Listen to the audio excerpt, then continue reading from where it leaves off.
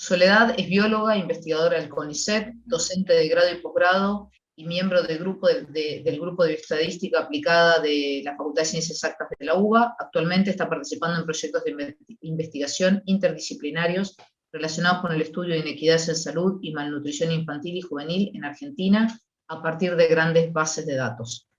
Soledad, lo dejo en tus manos. Bueno, muchas gracias. Gracias. Bueno, yo les voy a presentar un trabajo que hice junto con otros miembros del Grupo de Bioestadística Aplicada, que se llama Métodos de remoción de medidas anómalas en datos de crecimiento infanto-juvenil, y en particular voy a hablar de una aplicación para grandes bases de datos en salud. Bueno, en primer lugar, para contextualizar un poco el trabajo, vamos a hablar de la talla como una medida antropométrica, la talla de un individuo, que sirve y que se utiliza para modelar el crecimiento de los individuos. Y también es una medida antropométrica que se utiliza para evaluar el estado nutricional, ya sea individual o poblacional. La evaluación del estado nutricional se hace a partir de la comparación de la talla de un individuo según estándares de crecimiento para la edad y el sexo de ese individuo. Y eso se hace a partir del cálculo de puntajes zetas. Por ejemplo, un indicador sería la talla para la edad. Estos indicadores antropométricos que involucran talla, además de la talla para la edad, existen otros como por ejemplo el índice de masa corporal. El cálculo de estos indicadores antropométricos nos permiten estudiar la malnutrición, ya sea por exceso y por defecto.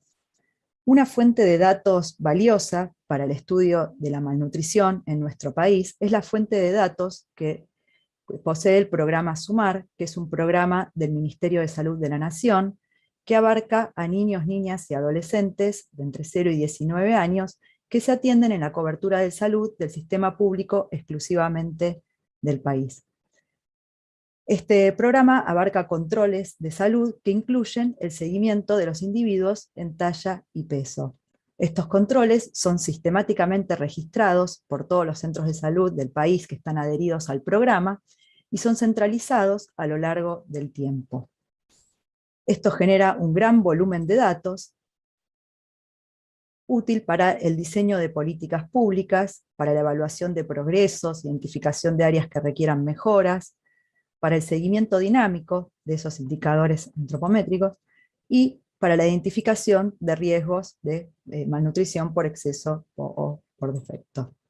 Ahora, el proceso de carga y recolección de datos incluyen en algún punto la carga manual de estos datos, lo cual lleva a que la base contenga errores de distinta naturaleza.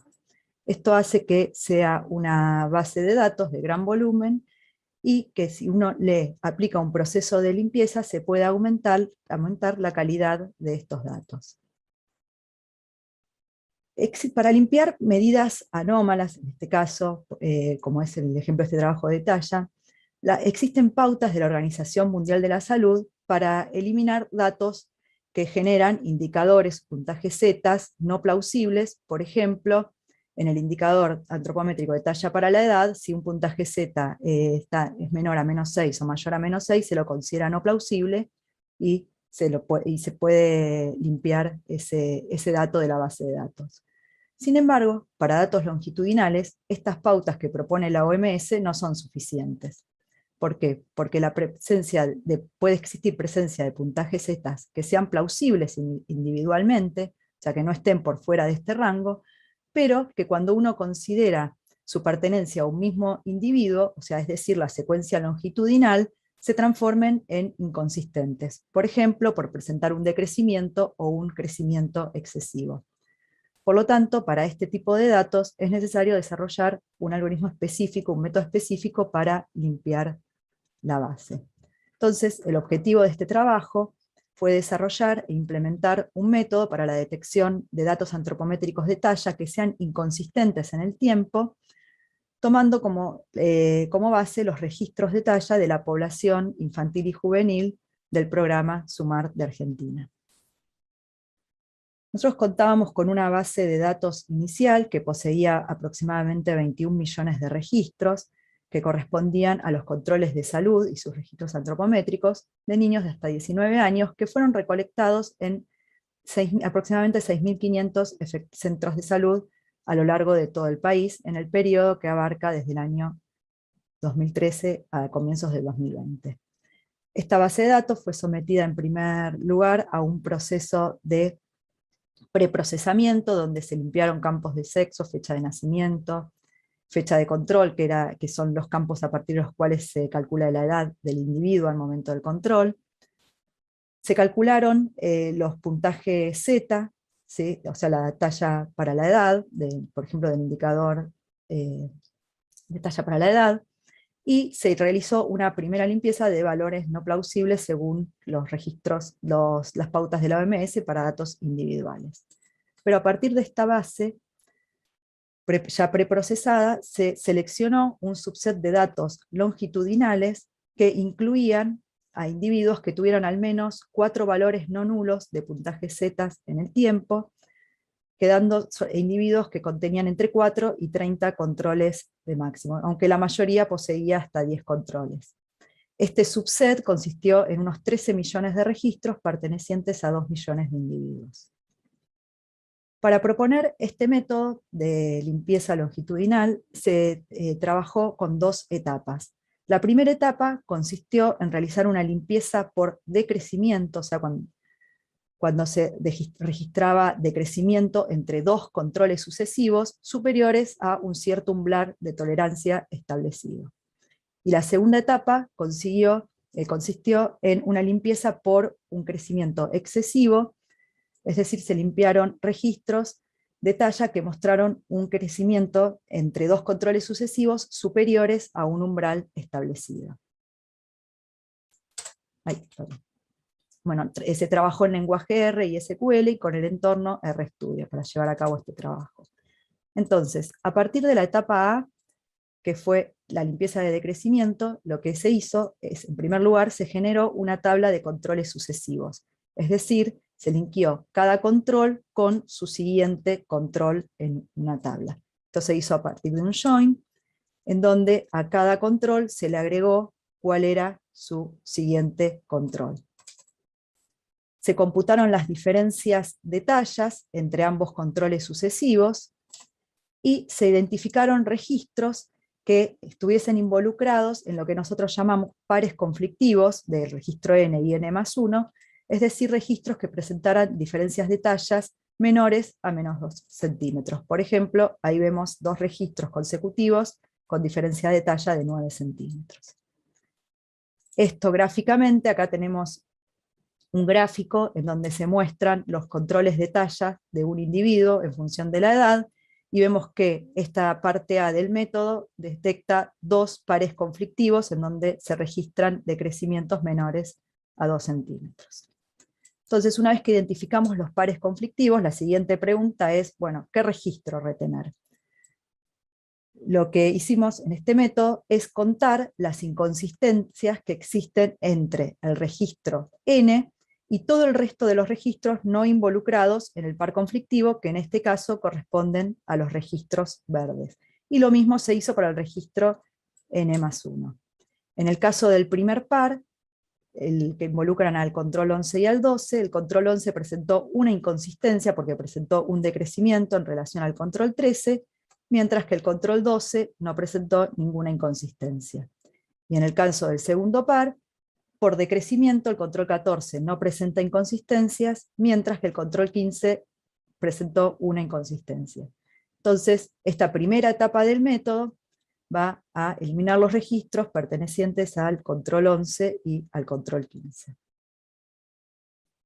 Y este proceso genera nuevos pares de controles sucesivos y se itera hasta que no aparecen nuevos controles sucesivos, por lo tanto no se detectan nuevas inconsistencias por decrecimiento. Una vez finalizada la etapa A del método, se pasa a la etapa B, que es la identificación de crecimiento excesivo. Como regla, para establecer cuándo un crecimiento es excesivo, este método no permitió crecimientos superiores al salto de perceptibles extremos. Esto fue hecho basado en las curvas de crecimiento utilizadas por la Sociedad Argentina de Pediatría.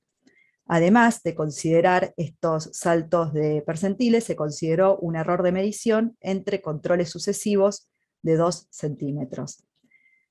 Para establecer estas tasas de crecimiento excesivos, los límites a partir de los cuales se iba a contar que el crecimiento era excesivo, se dividió al subset en 2 grupos.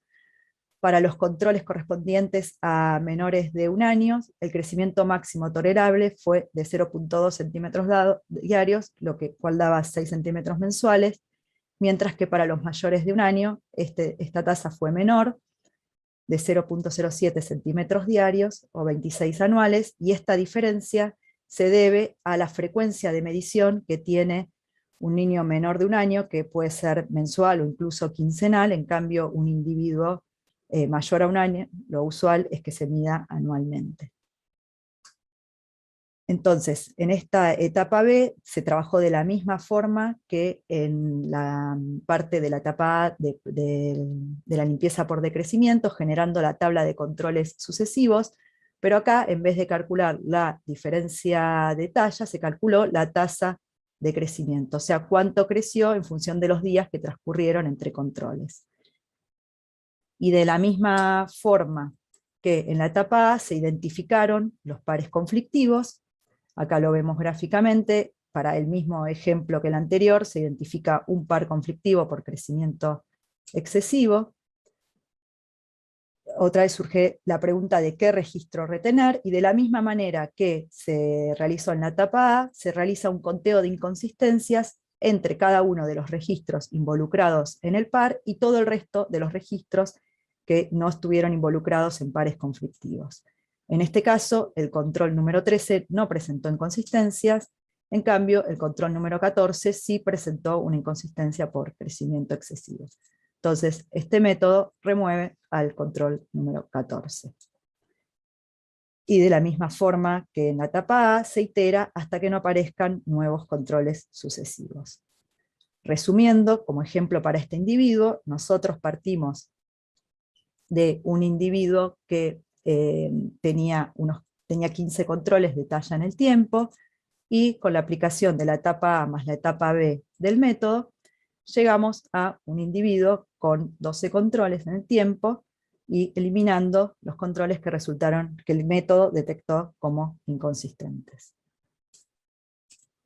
Como resultados globales, a partir de este subset longitudinal, se removieron por decrecimiento afectó al 8,5% de los controles procesados en las 7 iteraciones, y la etapa de crecimiento de la etapa B de crecimiento excesivo al 5,1% de los controles procesados, en 3 y 2 iteraciones según la edad del subset que correspondía al primer control. Bueno, para finalizar, podemos decir que este método, que nos resultó sencillo y reproducible para remover medidas de talla en series longitudinales, lo cual para nosotros es importante porque esta base de datos se actualiza permanentemente, y este método hay que aplicarlo con cierta frecuencia. Este método, si bien no reconstruye datos, tampoco elimina al individuo por completo, salvo en casos especiales donde todos los controles estuvieran involucrados en pares conflictivos. Y una cuestión a tener en cuenta para este proceso de limpieza, así como para otros, es que el orden en que uno plantea los pasos, por ejemplo en este caso primero decrecimiento y luego crecimiento excesivo, y las reglas o umbrales de corte establecidos para detectar en este caso pares conflictivos y la resolución de los mismos, pueden afectar estos procesos de limpieza. Con esta última idea, como trabajos a futuro, estamos viendo de analizar el impacto que tiene el orden que uno plantea en los pasos de un proceso de limpieza, así como el corrimiento de los umbrales, sobre la limpieza de la base de datos a distintas escalas. También estamos desarrollando limpieza para otras medidas antropométricas, en particular peso y perímetro cefálico, con las modificaciones necesarias para el caso de estas medidas. Y un trabajo a futuro que nos queda también es comparar el desempeño de este método con otros métodos propuestos en la literatura, en especial con aquellos que trabajan con gran volumen de datos, como es el caso de esta base. Bueno, eso es todo. Muchas gracias y Muchas gracias, consultas, Soledad. dudas. Muy interesante, la verdad. Yo tengo ahí un par de preguntas. Calidad es un tema que siempre me preocupa soberanamente, así que algunas cosas que me quedaron. La primera pregunta es, ¿establecieron algún criterio con el cual sacar un individuo? Por ejemplo, un individuo que tenía tantos errores en sus mediciones, ¿se descartaba o no? Eh, En principio no, porque lo que se descartan este método son controles, o sea, por ahí sale de este subset longitudinal, pero el individuo puede quedar con menos controles. O sea, no Ok, se descarta el individuo completo. ok. O Sí, sea, no si establecieron todos que... están involucrados en pares conflictivos, digamos. Sí. Bien. Y la segunda pregunta era si podían, por los datos que tenían y demás, hacer como una localización de los errores. Porque a veces supone que los errores están en que la gente no sabe, voy a decir algo que quizás no aplique, pero no sabe bien cómo tomar la medida o en la precisión de un cierto instrumento en un cierto lugar. Entonces por ahí si está localizado el error se puede como devolver al que recupera los Sí, errores para ver si puede corregir el origen, digamos. sí. En relación a de dónde salieron sí, esos errores. Sí, cuando se remueve o se elimina un control, queda como identificado el origen de esa. Si ese control, por ejemplo, se removió en el preprocesamiento porque no tenía cargado un dato, o porque era inconsistente la edad, o porque tenía mal el decrecimiento, o porque tenía registrado un decrecimiento. Sí, eso se identifica por qué fue removido, así, tanto en el preprocesamiento como en esta etapa, por Ok, qué fue removido el dato. perfecto, muchas gracias. De nada.